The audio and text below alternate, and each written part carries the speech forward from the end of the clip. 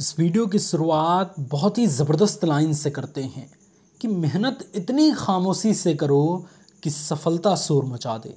एक बार फिर से दोस्तों आप सभी का स्वागत है हमारे YouTube चैनल पांडे टेक्निकल में और मैं हूं आपका दोस्त रोशन पांडे। आज हम लेने वाले हैं फिजिक्स का टेस्ट। फिजिक्स में न्यूमेरिकल्स का टेस्ट लेने वाले हैं।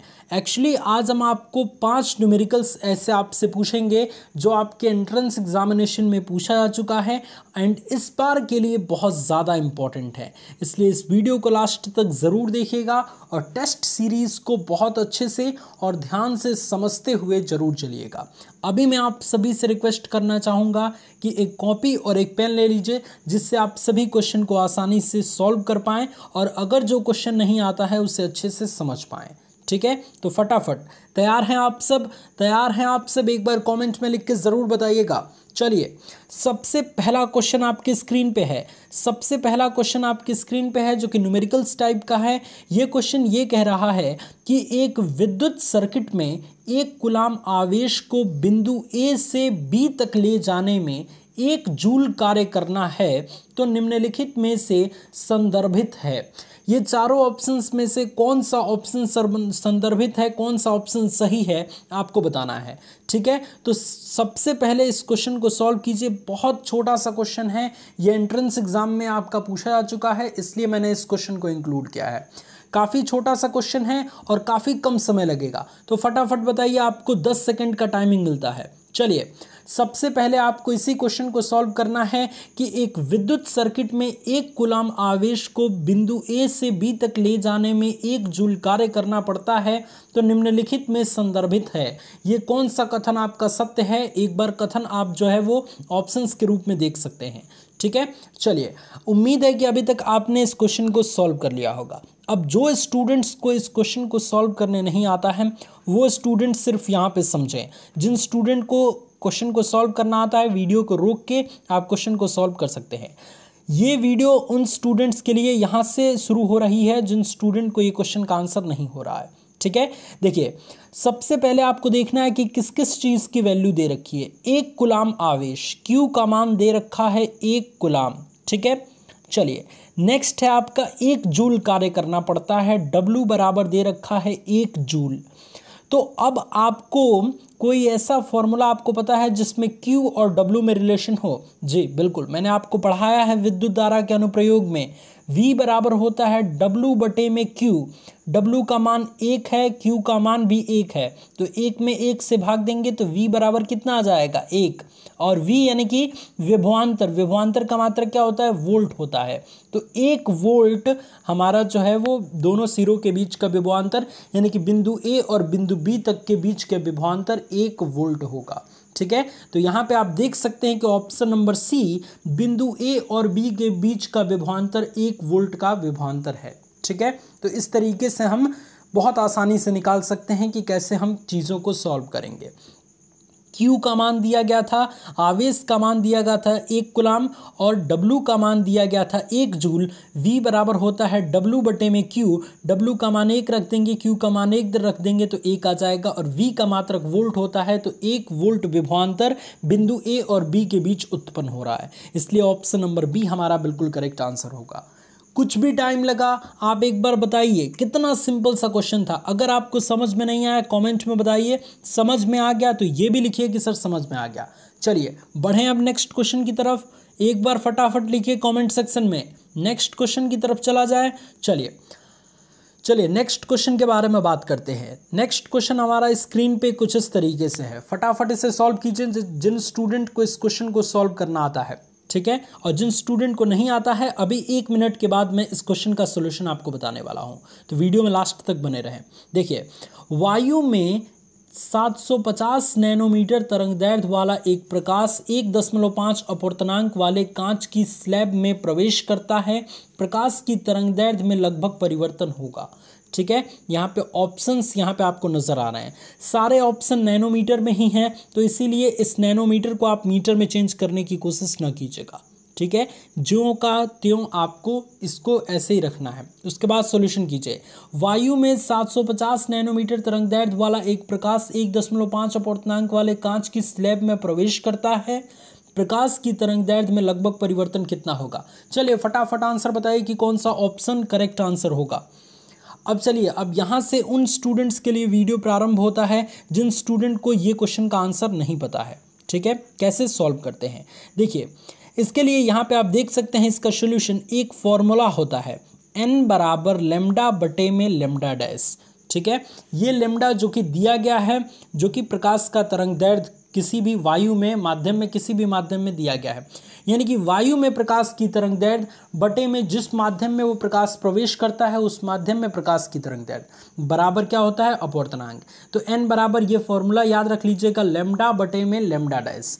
तो यहाँ पे हमारा क्वेश्चन में दिया गया है कि वायु में 750 नैनोमीटर तरंगदैर्ध्य वाला एक प्रकाश, यानी कि वायु में उस प्रकाश का तरंगदैर्ध्य कितना है, 750 है। तो लेमडा की जगह पे हम रख देंगे 750। यहाँ पे एक बार थोड़ा सा गौर कर दीजिएगा, n बराबर है लेमडा बटे में लेमडा डैश। तो लेमडा डैश बराबर हमारा क्या हो जाएगा, लेमडा और बटे में ये वाला n यहाँ पे आ जाएगा और लेमडा यहाँ पे आ जाएगा। तो n लेमडा बटे में n, तो लेमडा डैश बराबर लेमडा बटे में n। ठीक है, लेमडा का मान वायु में प्रकाश की तरंगदैर्ध्य 750 है, n का मान 1.5 दिया गया है कि 2.5, देख लीजिए एक बार, 1.5 दिया गया है। तो बटे में 1.5 कर देंगे। यहाँ पे देखिए आप, यहाँ पे हमने किया है लेमडा डैश बराबर 750 बटे में 1.5। इसको सॉल्व करेंगे तो 500 नैनोमीटर लेमडा डैश का मान निकल के आ गया। ये लेमडा डैश प्रकाश का वो तरंगदैर्ध्य है जो कांच की स्लैब में प्रवेश करता है। ठीक है, तो इसको कैसे सॉल्व करेंगे, इसको तो सॉल्व करना आता होगा भाई। देखिए यहाँ पे ये दशमलव हटाएंगे तो ऊपर 10 हो जाएगा। ठीक है, अब देखिए 5 दूनी 10, 5 तिहाई 15। ठीक है, उसके बाद इसको सॉल्व कीजिए, 3 दूनी के 6, 1 बचा, 15 हो गया, 3 बचे 15, 0। 250, 250 में 2 का गुणा कीजिए, 500 आ गया ना 500। तो 500 नैनोमीटर लेमडा डैश का मान आ गया है। क्वेश्चन में ये कह रहा है कि उनके तरंगदैर्ध्यों में, प्रकाश की तरंगदैर्ध्यों में लगभग परिवर्तन कितना होगा। तो इसके बीच का परिवर्तन आपको बताना है कि जब प्रकाश कांच की स्लैब में प्रवेश करता है तो प्रकाश की तरंगदैर्ध्यों में लगभग परिवर्तन कितना होगा। पहले कितना था, 750 वायु में प्रकाश की तरंगदैर्ध्य थी। जब स्लैब में एंटर करता है, कांच की स्लैब में वो प्रवेश करता है तो उसका तरंगदैर्ध्य 500 हो जाता है। तो घटा दीजिए, 250 नैनोमीटर का आपको परिवर्तन देखने को मिलेगा। ठीक है, तो ये आपका आंसर ऑप्शन नंबर बी बिल्कुल करेक्ट आंसर है। देख सकते हैं यहाँ पे कि तरंगदैर्ध्य में परिवर्तन कितना होगा भाई। वायु में प्रकाश की तरंगदैर्ध्य कितनी थी, 750। जैसे ही वो प्रकाश कांच की स्लैब में एंटर हुई, वो तरंगदैर्ध्य बदल के कितना हो गया, 500 नैनोमीटर का। तो परिवर्तन जब निकालेंगे तो इस प्रारंभिक में से अंतिम को घटा देंगे तो आ गया 250 नैनोमीटर। तो इस तरीके से हमारा इस क्वेश्चन का सॉल्यूशन होगा। नेक्स्ट क्वेश्चन आपके स्क्रीन पे है, फटाफट इसे सॉल्व कीजिए और कमेंट में आंसर बताइए। चलिए एक बार फिर से एकदम एनर्जी के साथ एकदम सॉल्व करना शुरू कीजिए। बहुत सिंपल सा क्वेश्चन है ये, जो है वो क्वेश्चन 12th क्लास के स्टूडेंट्स बहुत अच्छे से कर पाएंगे। ठीक है, 10th क्लास के स्टूडेंट्स भी कर पाएंगे, लेकिन 12th क्लास के बहुत जल्दी कर पाएंगे, क्योंकि ये वाले सूत्र का प्रयोग उनको डेरिवेशन के रूप में भी करना है और ये सभी सूत्र से रिलेटेड क्वेश्चन 12th के स्टूडेंट्स लगा चुके हैं। चलिए क्वेश्चन क्या है पढ़ लेते हैं एक बार। 2 लेंस है, एक 20 सेंटीमीटर फोकस दूरी का उत्तल लेंस है और दूसरा 25 सेंटीमीटर फोकस दूरी का अवतल लेंस है। ठीक है, इस संयोजन की फोकस दूरी क्या होगी। पूरे संयोजन की फोकस दूरी, संयुक्त फोकस दूरी निकालना है। एक में पहले में दे दिया है उत्तल लेंस की फोकस दूरी 20 सेंटीमीटर और अवतल लेंस की फोकस दूरी दे दिया है 25 सेंटीमीटर। संयुक्त लेंस की फोकस दूरी निकालना है। चलिए फटाफट सॉल्व कीजिए। अगर आपको नहीं आता है तो हम आपको बताते हैं कि कैसे आपको सॉल्व करना है। ठीक है, सबसे पहले ये जानना ज़रूरी है कि उत्तल लेंस की फोकस दूरी पॉजिटिव होती है या नेगेटिव होती है, अवतल लेंस की फोकस दूरी पॉजिटिव होती है या नेगेटिव होती है।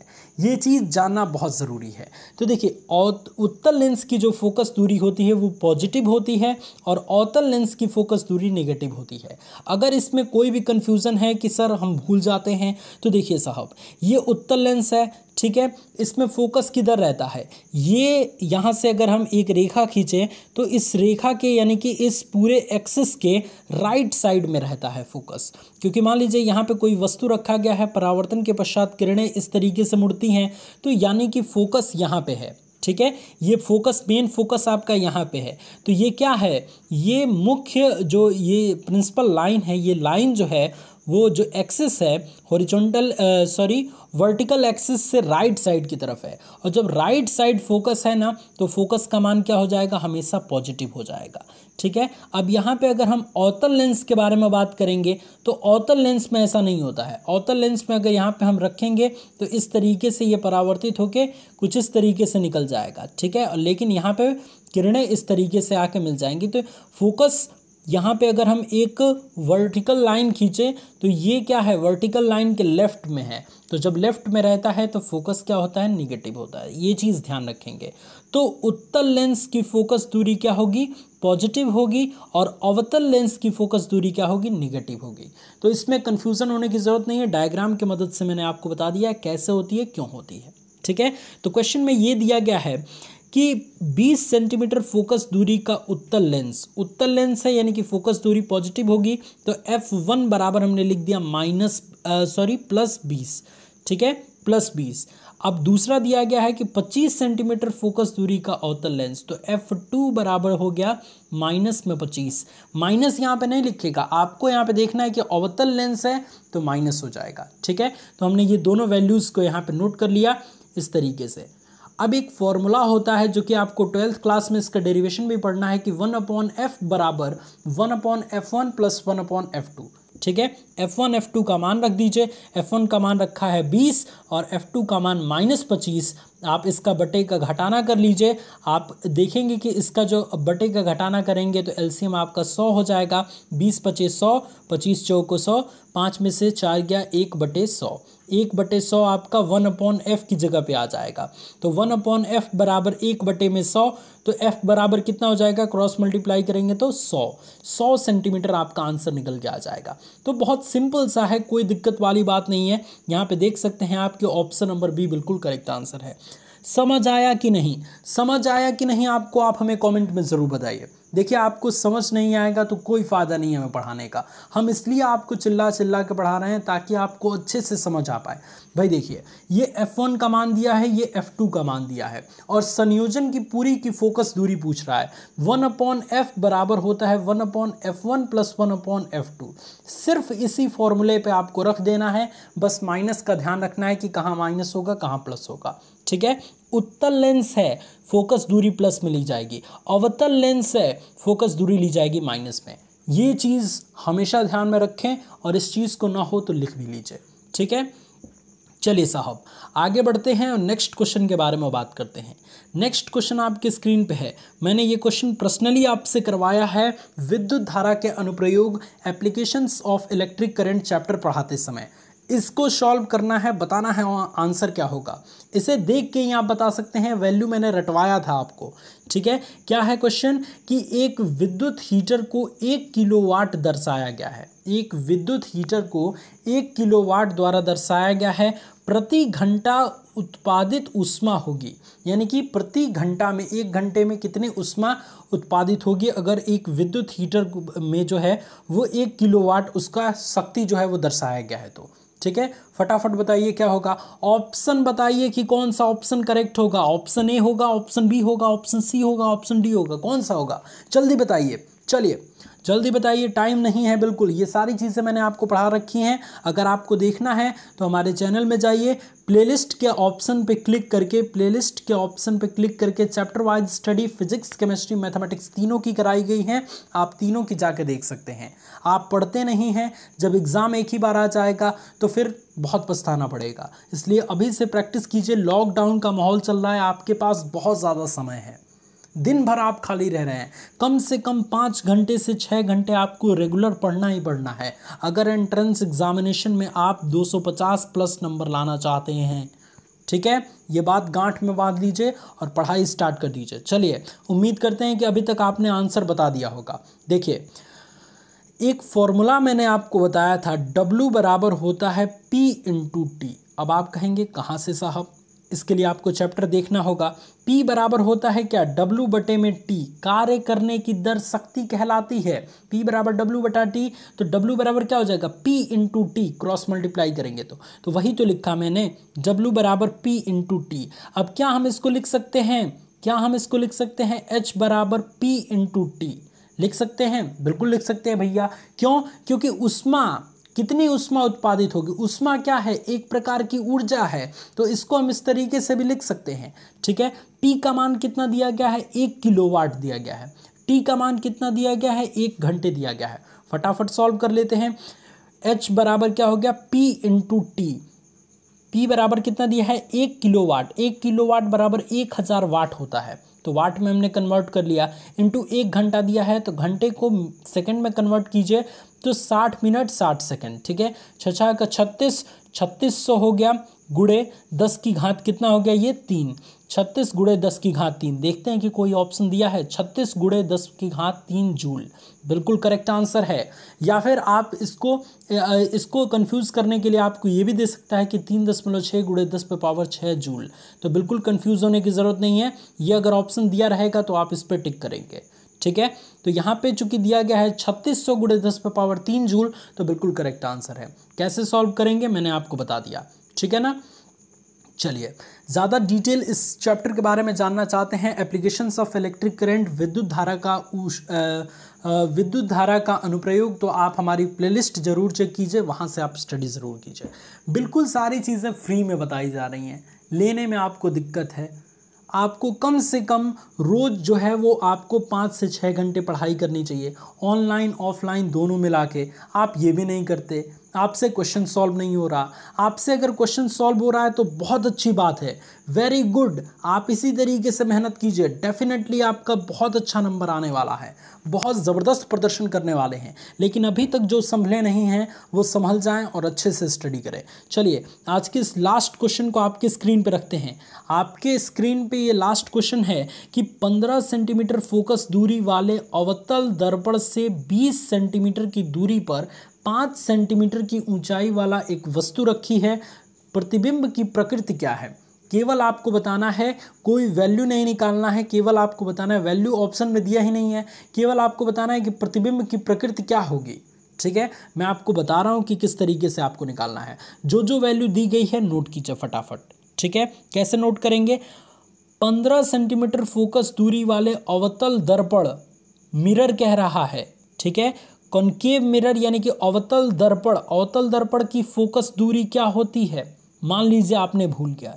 ठीक है, मान लीजिए आपको याद नहीं है, अवतल दर्पण इस तरीके से होता है, फोकस कहाँ होता है, इस साइड होता है। यहाँ पे अगर हम एक वर्टिकल लाइन खींचे, एक ऊर्ध्वाधर रेखा खींचे, तो ये फोकस कहाँ है, इसके लेफ्ट में है, यानी कि इसके लेफ्ट में है। तो लेफ्ट में जब रहेगा तो नेगेटिव होता है।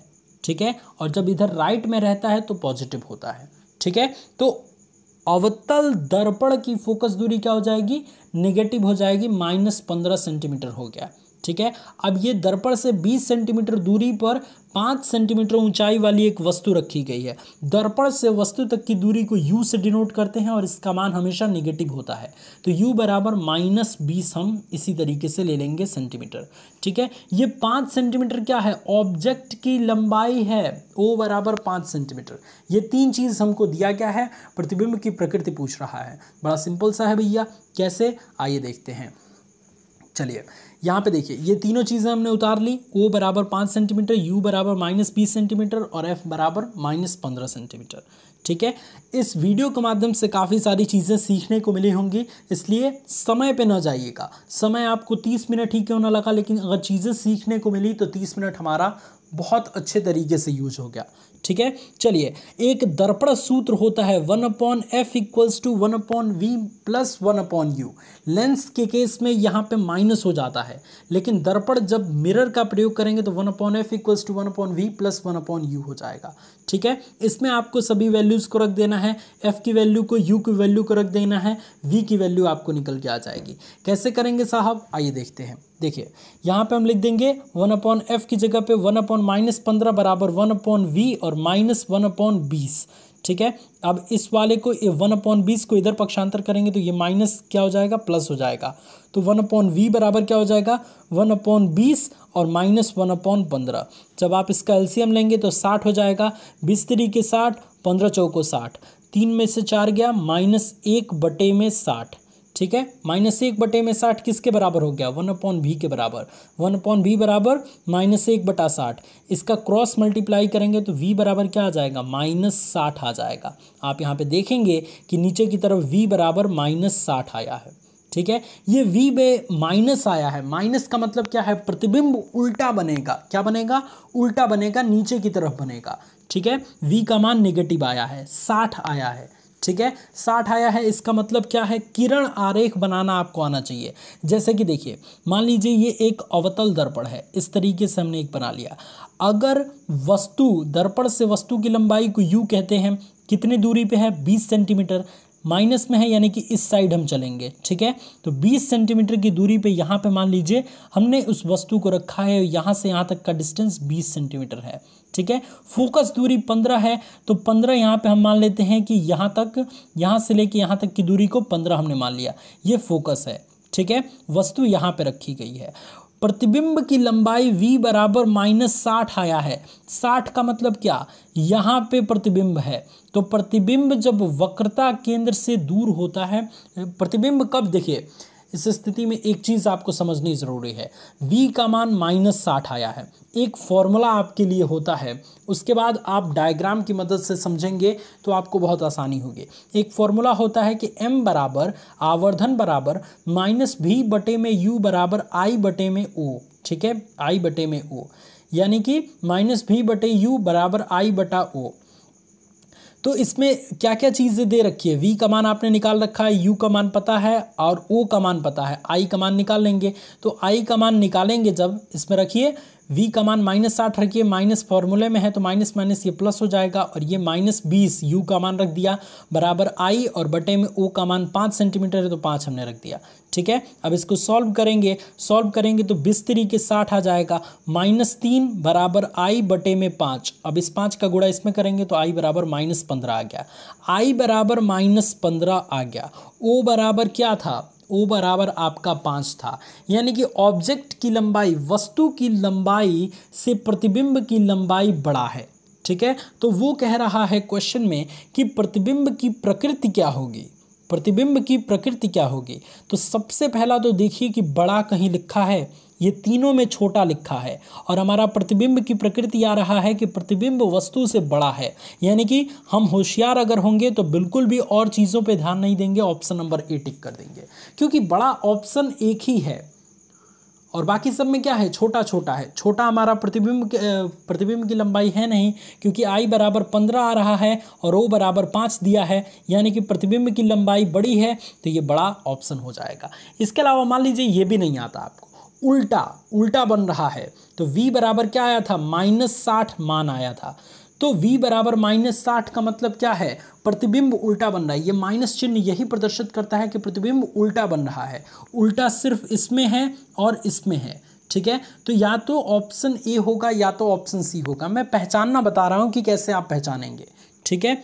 तो इस तरीके से आप देख सकते हैं। तो अब ये चीज़ बड़ा उल्टा, ये दो चीज़ अगर रहेगा तो आप यहाँ पे ऑप्शन नंबर ए को टिक करेंगे, option number A correct answer होगा, ठीक है। तो ये चीज़ बस आपको ध्यान रखना है। अगर ये चीज़ आपने ध्यान रख लिया तो डेफिनेटली आप बहुत अच्छे से, बहुत जल्दी किसी भी क्वेश्चन को सॉल्व कर लेंगे। सबसे पहले v का मान निकालना है, उसके बाद i का मान निकालना है, और इसके अनुसार आपको प्रतिबिंब की प्रकृति पकड़ लेनी है। अगर i का मान जो है वो o के मान से बड़ा है तो इस स्थिति में यहाँ पे बड़ा रहेगा। v का मान निगेटिव है तो यानी कि प्रतिबिंब उल्टा बन रहा है। v का मान पॉजिटिव आता है तो प्रतिबिंब सीधा बन रहा है। इस तरीके से आप बहुत आसानी से पहचान सकते हैं।